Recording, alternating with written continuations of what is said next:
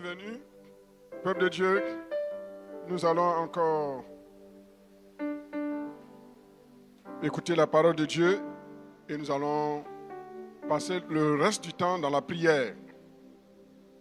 Le festival d'action de grâce, comme nous avons vu, c'est une plateforme pour remercier Dieu. Ce n'est pas pour collecter l'argent. Nous avons vu hier que le premier objectif du FAG, c'est d'apprendre à remercier Dieu. Ce n'est pas collecter l'argent. Remercier Dieu. Parce que dans le festival d'action de grâce, on a l'idée de rendre grâce. L'expression rendre grâce veut dire remercier Dieu. Être reconnaissant envers Dieu. Et c'est ce que nous avons essayé de rappeler. Ce soir, avant de prier, je voudrais rappeler rapidement ce que nous avons vu. Nous avons vu que l'année 2025, quand nous faisons une analyse symbolique, prophétique, ça nous donne la somme de 9. Nous avons donné plusieurs explications du chiffre 9 dans la Bible. Les 9 dons spirituels. Cette année, tu dois te disposer à être un canal de Dieu pour manifester les dons spirituels.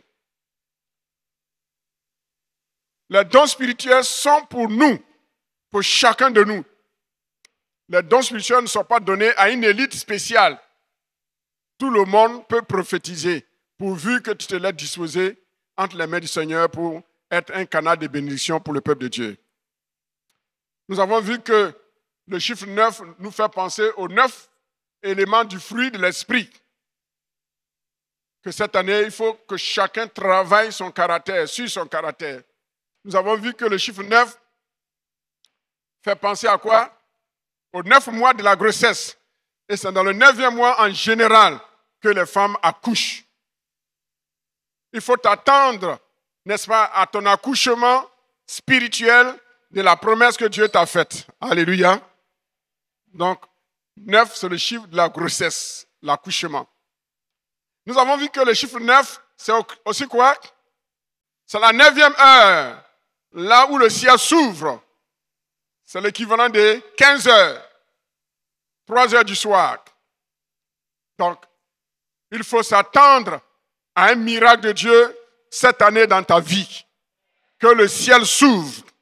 Nous avons vu également que le chiffre 9, dans la symbolique prophétique biblique, nous fait penser à quoi? Au temps de la prière.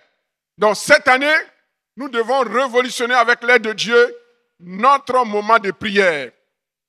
L'année 2025 sera l'année où El Kabod va prier comme elle n'a jamais prié depuis que El Kabod existe.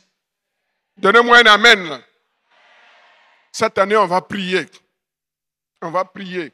Et ceux qui n'aiment pas la prière, alors, ils vont s'ennuyer. Et on ne leur dit pas de quitter l'église.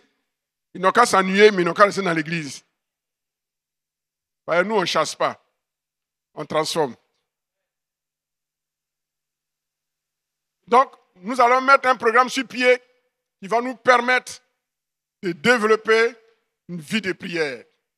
Et j'ai dit que un tel développement de vie commence d'abord par nous les responsables. Ça ne commence pas par le peuple.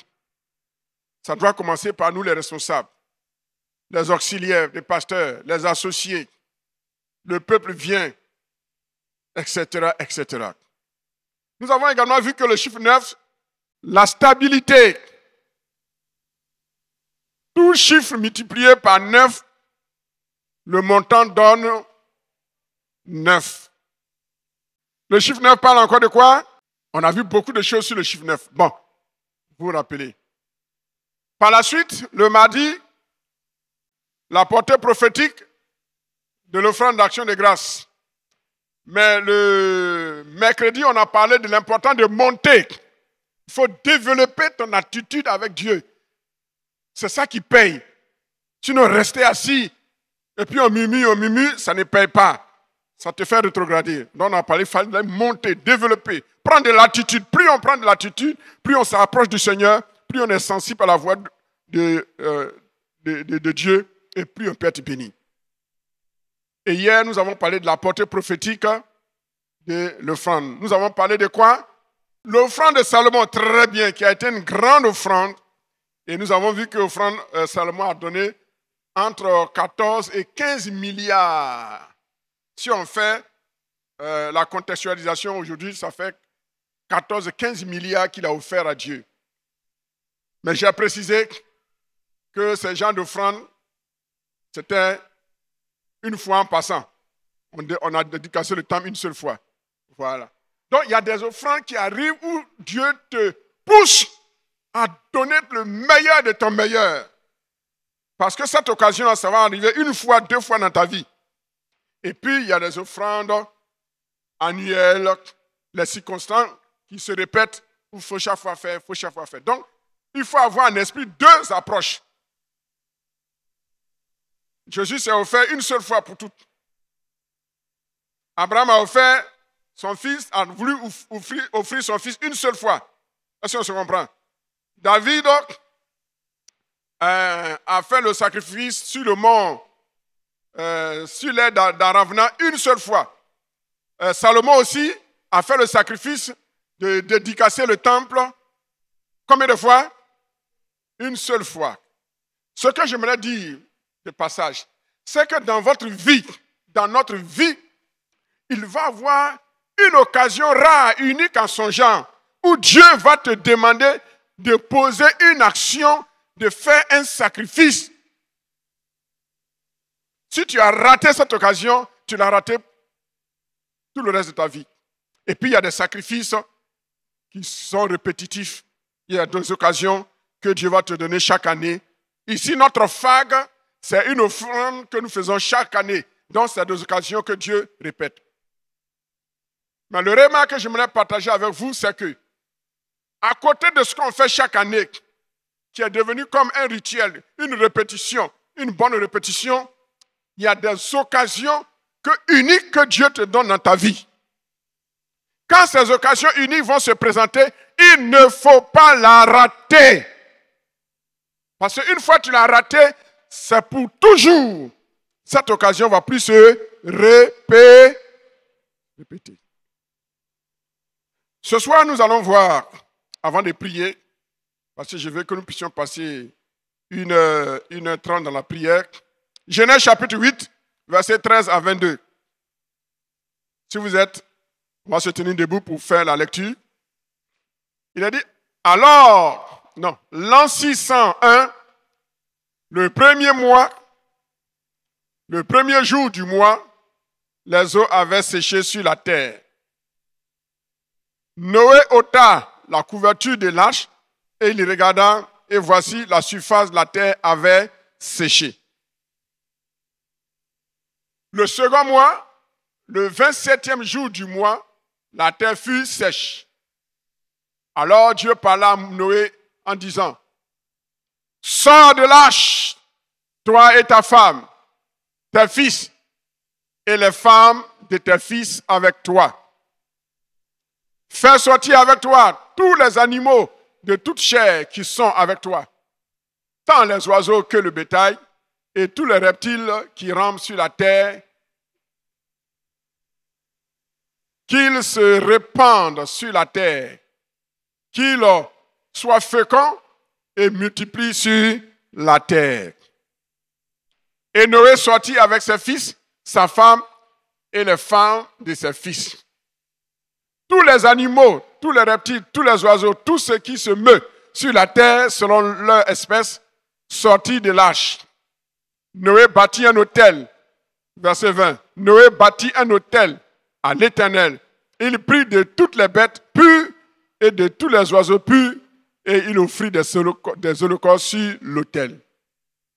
L'Éternel sentit une odeur agréable et l'Éternel dit à son cœur, « Je ne maudirai plus la terre à cause de l'homme parce que les pensées du cœur de l'homme sont mauvaises dès sa jeunesse et je ne frapperai plus tout ce qui est vivant comme je l'ai fait. Tant que la terre subsistera, 1. Les semailles et la moisson. 2. Le froid et la chaleur. 3. L'été et l'hiver. 4. Le jour et la nuit. 5. Ne cesseront point. Amen. Veuillez vous asseoir, peuple de Dieu. Donc, je disais que hier, nous avons parlé de l'offrande d'action de grâce, la portée prophétique de l'offrande d'action de grâce. C'est ce que nous avons vu hier. Et nous avons énuméré un certain nombre d'éléments. Je ne vais pas revenir là-dessus pour aller à l'essentiel. Ce soir, je voudrais parler de Noé et de sa famille. Il y a quelque chose qui m'a frappé. Il dit, alors Dieu parla à Noé en disant, sors de l'arche. Écoutez bien l'ordre. Hein? Toi et ta femme. 2. 3. Tes fils. 4. Les femmes de tes fils avec toi. Est-ce que vous êtes d'accord? Est-ce que c'est ce qui est dans votre Bible? Est-ce que c'est ce qui est dans votre Bible? Ok. Donc ici, on voit l'ordre que Dieu donne. Il dit, sors de l'arche. Toi, 1. 2, ta femme. 3, tes fils. 4, les femmes de tes fils, c'est-à-dire tes belles-filles. Je voudrais d'abord insister sur quelque chose.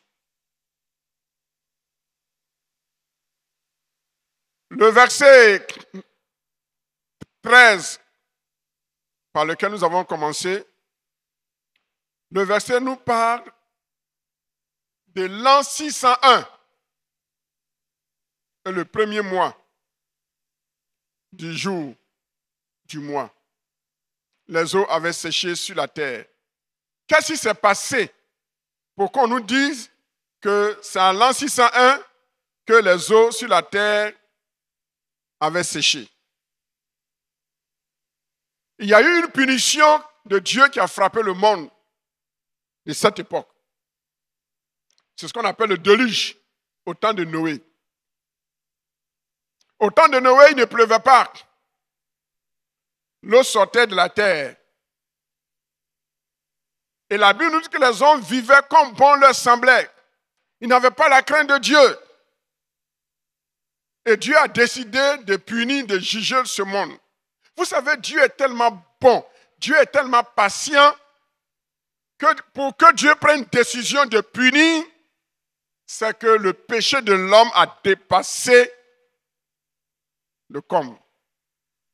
Et nous sommes aujourd'hui, à ce 21e siècle, à une époque qui est semblable à celle du temps de Noé.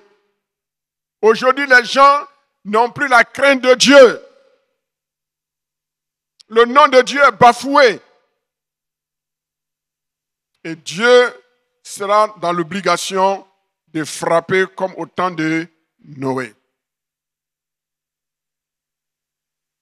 Et quand Noé a commencé à prêcher que Dieu va détruire le monde par le déluge, les gens ont commencé à dire, non mais Noé, tu es un plaisantin. Depuis que le monde existe, depuis quand il y a eu la pluie. Et aujourd'hui, quand nous parlons de Jésus, plusieurs ne croient plus. Quand nous parlons de Jésus, plusieurs nous tournent en déraison, en ridicule. Mais j'aimerais vous exhorter. Vous qui avez cru en Jésus, continuez à croire en Jésus. Continuez à vous attacher à Jésus. Car de la même manière qu'au temps de Noé, les gens ne croyaient pas en Dieu et ne croyaient pas au miracle, ne croyaient pas au jugement, de la même manière, la génération présente ne croit plus en Dieu, ne croit plus au miracle, ne croit plus au jugement. Il semblerait qu'aux États-Unis, dans ces temps, le feu est sorti de quelque part, on ne sait pas où, et puis en train de décimer tout un quartier. C'est une ville ou bien un quartier? C'est un quartier dans une ville. Un quartier. Et c'est le quartier là où il y a la plus grande perversion, la débauche. Le feu, on ne sait pas d'où le feu est sorti. C'est un avertissement. On ne doit pas se réjouir pour ceux qui sont morts. Parce que la Bible dit, Dieu ne désire pas la mort du pécheur. Et la Bible a dit, Jésus a dit, à travers Paul, ne maudissez pas, bénissez. Donc quand un païen meurt, on ne doit pas être content. Quand notre ennemi meurt, on ne doit pas être content. Si Dieu l'a tué, c'est Dieu qui l'a tué. Mais nous, on ne doit pas se réjouir. Ils sont morts. Quelques-uns seraient morts. On doit les regretter. Ça doit nous faire mal. Mais Dieu est en train d'interpeller ce peuple-là. L'Amérique, la France, l'Europe, l'Afrique. Que Dieu est un Dieu de jugement. Bref, je ferme la parenthèse. Donc, c'est en rapport avec ce jugement que l'histoire de Noé prend place. Dieu a dit à Noé de tailler une arche, un grand bateau. Et c'est ce que Noé a fait. Et il a respecté les consignes que Dieu lui a données. Tous les animaux de la terre, il les a pris 2 à 2. Les oiseaux 2 à 2. Les poissons 2 à 2. Les insectes 2 à 2. Tout ce qui rampait. Les serpents 2 à 2. Selon l'espèce, il les a fait rentrer dans l'arche. Et Dieu a fait pleuvoir. Pendant combien de jours? 40 jours, 40 nuits. Et la Bible nous dit que la génération du temps de Noé a été décimée. Frères et sœurs, écoutez-moi. Quand Dieu veut juger, il ne regarde pas en arrière. Le jugement de Dieu est une réalité. Faisons attention à nos actes que nous posons. Faisons attention à comment nous vivons. On ne peut pas avoir un pied dedans et puis un pied dehors. Soyons entièrement à Jésus. Parce que le jugement de Dieu qui viendra sur le monde est un jugement terrible. L'histoire de Noé n'est pas une fable. C'est un récit authentique. Et aujourd'hui, la science est en train de découvrir les vestiges, les ossements, n'est-ce pas, qui témoignent qu'il y a eu un grand déluge dans le passé. Donc, ce n'est pas une fable, ce n'est pas un conte, c'est une réalité. Pourquoi j'insiste là-dessus?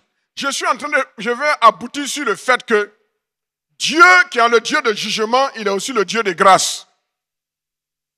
Et Noé va obtenir grâce aux yeux de l'Éternel.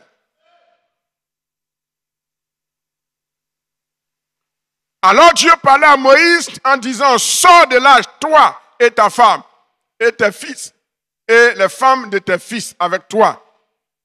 Fais sortir avec toi tous les animaux de toute chair qui sont avec toi.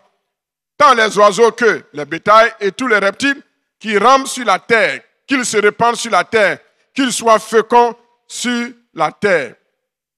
Le verset suivant dit, et Noé sortit avec ses fils, sa femme et les femmes de ses enfants. Vous ne voyez pas quelque chose d'anormal ici dans ce verset? Les théologiens, aidez-moi. Il y a quelque chose d'anormal ici. Il dit, et Noé sortit avec... Bon, remontons. Sors de là, toi et ta femme. Est-ce que vous comprenez? Dieu a dit, sors de là, toi et ta femme. Ensuite, vient, en troisième position, vient qui? Les fils et les belles-filles en quatrième position. Maintenant, lisons le verset qui suit. Il a dit, et Noé sortit avec ses fils, sa femme. Pourquoi le narrateur met la femme ici en troisième position, alors que Dieu a mis la femme en deuxième position?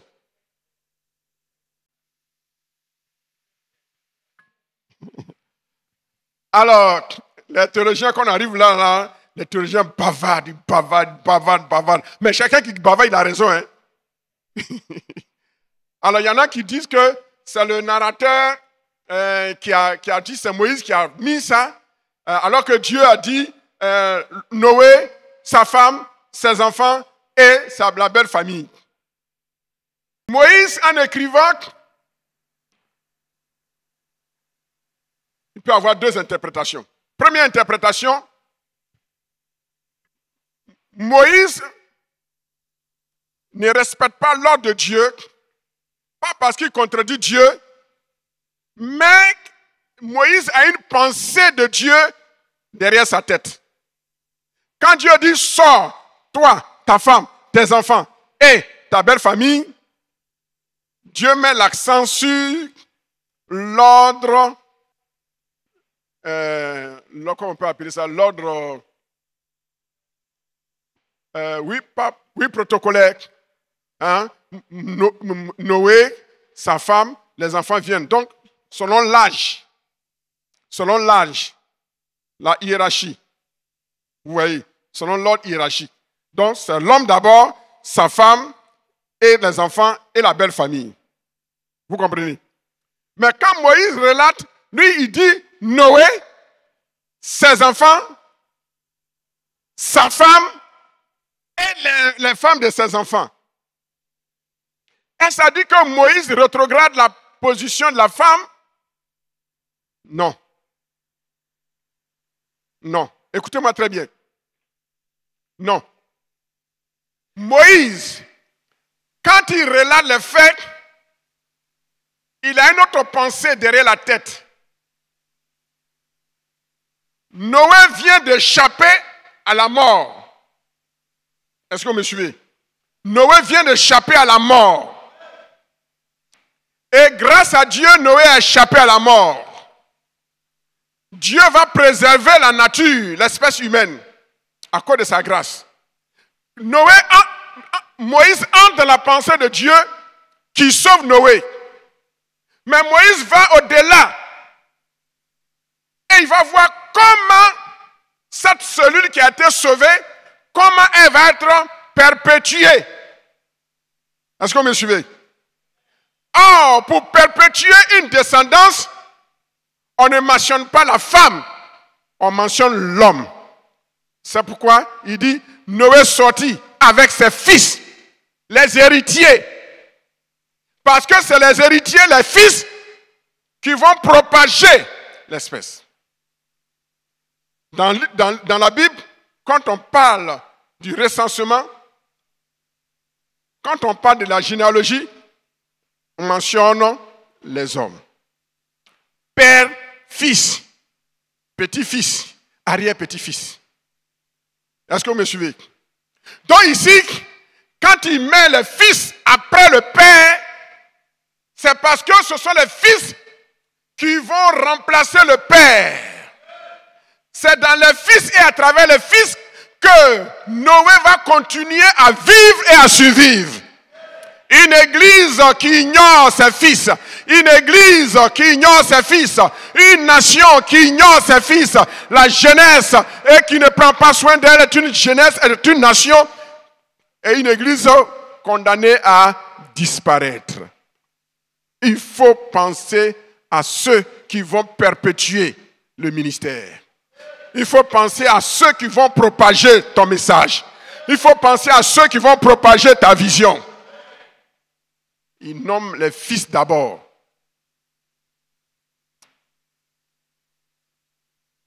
Le sacerdoce, le ministère, était perpétué pas par les femmes, mais il était perpétué par qui? Par qui? Par les hommes. Il dit Noé sortit. Ensuite, ses fils. Et en troisième position, il nomme maintenant la femme et les belles filles.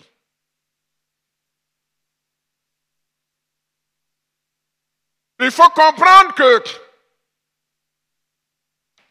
une famille existe, subsiste, grâce à la procréation, grâce aux enfants. grâce au Fils. Et quand quelqu'un dit celui-ci est mon fils, ce n'est pas seulement celui qui est né physiquement, biologiquement de toi, mais c'est celui en qui tu te retrouves, celui qui est capable de continuer ta vision, celui qui est capable de développer ta pensée, celui qui est capable de propager ton idéologie. On l'appelle fils. Et si vous êtes des fils, vous devez être capable de propager mon message que j'ai reçu de Jésus. Le FAG est une plateforme de remerciement à Dieu. Ensuite, une plateforme où on exprime notre reconnaissance à Dieu à travers une offrande. Les fils, ce sont ceux-là qui, dans leur entourage, doivent être capables de propager cette vision du FAG. Apprendre à dire merci à Dieu. Apprendre à dire merci à Dieu. Et lorsqu'ils ont fini, il a fini de mentionner l'ordre dans lequel ils sont sortis. La Bible nous dit que Noé va offrir, c'est bien ça? Noé va offrir, il va bâtir un autel. Noé bâtit un autel à l'Éternel. Deuxième élément que tu dois comprendre, bâtir un autel à l'Éternel signifie quoi? C'est celui qui sait qu'il est un sacrificateur qui bâtit un autel.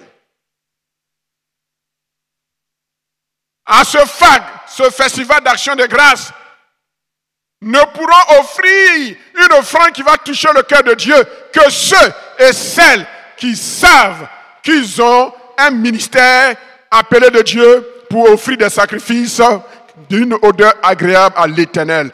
Soyez des sacrificateurs et des sacrificatrices. Ce n'est pas quelqu'un qui va te dire bâtis un hôtel, apporte une offrande à Dieu pour son œuvre. Mais si tu sais ta position, si tu sais qui tu es, tu sauras ce que tu vas faire. Est-ce que je parle à quelqu'un? Si tu sais qui tu es, alors tu sauras ce que tu dois faire. On n'apprend pas un sacrificateur à offrir des sacrifices. Il existe pour des sacrifices. Et si tu es un sacrificateur de l'Éternel, tu vas aller chercher pendant ce mois et pendant cette année ton agneau, ton bélier, que tu vas offrir à l'Éternel. Noé bâtit un autel. L'autel, il était fait de pierre. On prenait des cailloux, on mettait ensemble, et puis c'est sur cet autel de cailloux qu'on déposait l'animal. De nos jours, l'autel représente notre cœur. Notre cœur. C'est sur ce cœur et à travers ce cœur que nous apportons nos sacrifices à Dieu. C'est sur cet autel qu'on offre des parfums de bonne odeur à Dieu. Noé bâtit un autel. Pour bâtir l'autel, il faut savoir ce que signifie l'autel. La croix de Jésus a représenté son autel. C'est là qu'il a donné son cœur. C'est là qu'il a donné son corps. C'est là qu'il s'est livré, corps, âme, esprit, à Dieu. Et il pouvait s'écrier, mon Dieu, pourquoi m'as-tu abandonné? À la croix, Jésus n'a pas appelé Dieu son Père. Parce que Dieu s'est détourné de lui. Et il criait, mon Dieu, pourquoi m'as-tu abandonné? Frères et sœurs, quand on veut apporter un sacrifice qui plaît à Dieu, c'est vrai, par la foi on a dit qu'il faut rire, par la foi on a dit qu'il faut danser, par la foi on a dit qu'il faut chanter. Mais un véritable sacrifice, ça fait pleurer. Ça fait pleurer. Ça fait pleurer. Jésus a pleuré. Il a pleuré. Il a crié. Le sacrifice qui touche le cœur de Dieu, c'est un sacrifice qu'on apporte avec pleurs. Parce que ça nous coûte cher. Le sacrifice coûte cher. Est-ce que tu es prêt? Est-ce que tu as commencé à bâtir ton hôtel? Est-ce que tu as commencé à préparer ton cœur pour offrir des actions de grâce? La Bible nous dit, il prit de toutes les bêtes pures et de tous les oiseaux purs et il offrit des holocaustes sur l'autel. Quand on vient au festival d'action de grâce, il faut avoir quelque chose. Il faut avoir quelque chose à offrir. Il a dit, Noé a pris. Il a pris dans ce qu'il avait. Mais la Bible précise des animaux purs. Alors je viens encore vers les théologiens. Ce soir-là, les théologiens, vous n'êtes pas les bienvenus. La loi n'existait pas encore. Hein, docteur Do? La loi n'existait pas encore. Le principe des animaux purs, des animaux impurs n'existait pas encore. Mais pourquoi Noé, il va offrir des animaux déclarés purs? On peut expliquer ça de deux manières. Comme c'est Moïse qui fait la narration, qui fait le récit, il savait déjà ce qui était pur, ce qui n'était pas pur. Donc, c'est a posteriori, c'est après que la loi ait été donnée sur les animaux purs et les animaux impurs, que lui, il a la révélation. Donc, dans la révélation, il sait déjà que tel animal est pur et tel n'est pas pur. Première explication. Mais je la trouve trop facile. La deuxième explication qui est un peu complexe, c'est que quoi? Noé, la loi n'existait pas. Mais par anticipation. Par anticipation. Par la foi. Dieu va le guider dans le choix d'animaux qui vont être déclarés purs plus tard. Et j'aime cette approche. Quand on marche par la foi, quand notre cœur aime Dieu, quand on est prêt à faire des sacrifices pour Dieu, on devient prophète avant le temps des prophètes. Est-ce que je parle à quelqu'un? On devient prophète avant le temps des prophètes. Pourquoi? Parce que Dieu nous guide. Et tout à l'heure, nous allons prier pour que Dieu fasse de chacun de nous des prophètes avant que notre temps de devenir prophète n'arrive. Je déclare qu'à partir de ce soir, tout acte que tu vas poser soit orienté par l'Esprit de Dieu. Avant que Dieu te dise de faire ça, toi tu as déjà fait. C'est ça le prophétique, avant le prophétique. Est-ce que vous me comprenez? Est-ce que vous comprenez ce que je suis en train de dire? C'est fort hein, ce que je suis en train de dire. Quand on aime Dieu, quand on aime Dieu, quand on aime Dieu, quand on est prêt à faire des sacrifices pour Dieu, Dieu fait de nous des prophètes avant que le monde ne nous reconnaisse comme prophètes. Noé a posé un acte prophétique en choisissant d'avance les animaux qui allaient être déclarés purs. Avant que ces animaux ne soient déclarés purs, lui, il savait que c'était des animaux purs. Est-ce que vous me suivez? C'est ça le chrétien. Le chrétien embrasé par le feu du Saint-Esprit, on n'a pas besoin de mettre sur son front prophète. Il n'a pas besoin de porter une toge prophète. Il n'a pas besoin être ordonné prophète. Mais il est capable d'être poussé par le Saint-Esprit pour poser des actes qui sont prophétiques. Ce soir, posons des actes de portée prophétique. Touche ton voisin, dis voisin. Que Dieu fasse de toi un prophète avant le temps des prophètes. Que tes actions à partir de maintenant soient des actions prophétiques. Agis. Sans même recevoir l'ordre d'agir, agis selon la direction de Dieu. C'est ce que Noé a fait. Il offre, il choisit des animaux qui vont être déclarés purs plus tard. Mais sans qu'il sache que c'était des animaux purs, lui, il est choisi. Dieu le guide, le Saint-Esprit le guide. Le Saint-Esprit le guide. Que le Saint-Esprit, ce mois, cette année, puisse nous guider à poser des actions prophétiques. Qu'on nous reconnaisse comme prophète, qu'on ne nous reconnaisse pas comme prophète, ce n'est pas ça qui est important. Ce qui est important, c'est que dans mes actions, dans les actions que je vais poser, que le prophétique soit vu. Dis voise, je ne suis pas prophète, mais j'agis comme un prophète. Touche ton voisin, dis voise, je ne suis pas prophète, mais j'agis comme un prophète. C'est la grâce, c'est l'onction qui était sur Noé qui est mon partage. Est-ce que Dieu peut nous accorder l'onction qui était sur Noé aujourd'hui?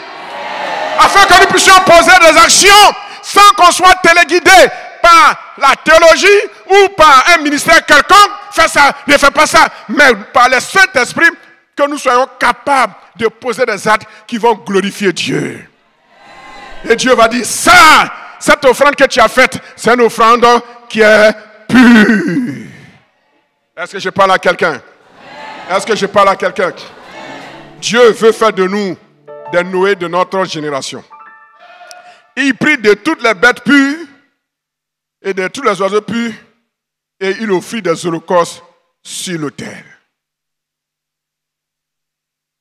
L'holocauste était un sacrifice qui était consumé entièrement. Rien ne restait. L'holocauste était un symbole de Jésus-Christ qui allait mourir plus tard à la croix. Vous voyez encore Noé, prophète. Il pose une action qui va préfigurer Jésus-Christ. Sacrifié à Dieu. Consumé par la douleur, la souffrance entièrement. L'Holocauste, rien ne restait. Tout était consumé par le feu. C'est l'expression de notre abandon total à Dieu. On n'est plus rien à nos propres yeux. Qu'on nous bafoue, qu'on ne nous bafoue pas, on est égal à nous-mêmes. C'est ça l'Holocauste. Semblable à un agneau dont on se détourne le visage.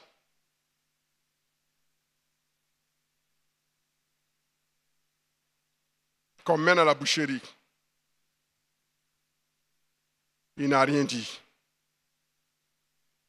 C'est ça. Comme m'ajoute, ah, pourquoi tu m'ajoutes? Ça ne va pas, rends-moi ta tête là.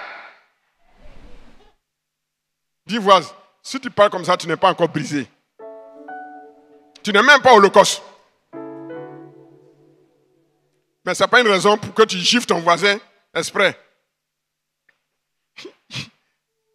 Il paraît qu'il y a dans une église un pasteur qui a prêché sur le brisement. Et puis il y a, je ne sais pas si c'est le diable qui est rentré dans une voisine pour tester si le pasteur qui venait de prêcher, il était brisé. L'a enflammé. Le pasteur voulait réagir. Pasteur, soyez brisé. Dis voisin, mais si tu me gifles, je vais te gifler. Parce que la Bible dit, réponds à l'insensé de peur qu'il ne se prenne pour un sage. Mais la même Bible dit aussi, ne réponds pas à l'insensé de peur de ressembler à sa folie. Donc, c'est ça qui est compliqué dans la Bible. En même temps, on dit, c'est pas permis. En même temps, on dit, c'est permis. C'est ça, non? Voilà. Mais ici, là, je ne vais pas dire, je ne suis pas en train de te dire d'aller gifler ton voisin ou ta voisine. Mais quand une situation arrive,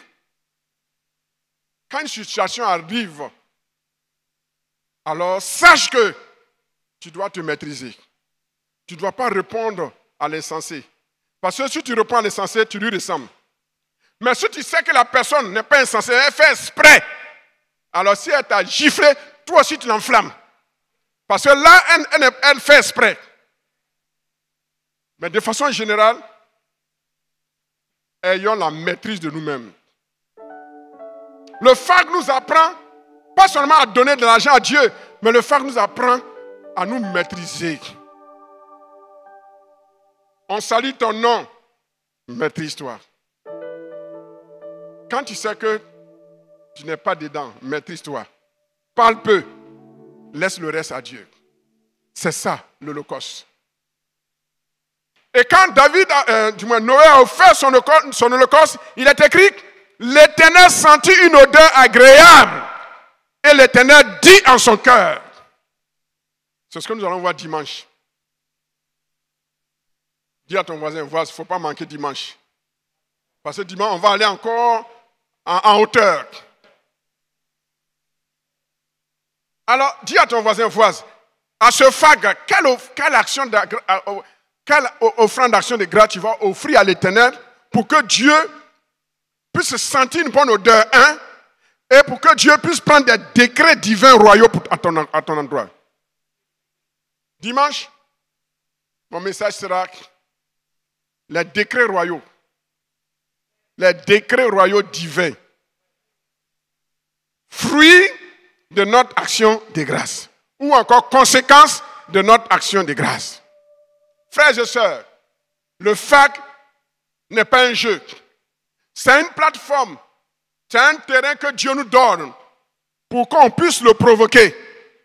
Et tous ceux qui ont provoqué Dieu par leur amour, par leur foi et par leur libéralité, ils ont toujours été émerveilleusement surpris. Dieu est fidèle. Dieu est fidèle. Comment tu vas faire pour que ton offrande puisse être une offrande d'une bonne odeur devant Dieu?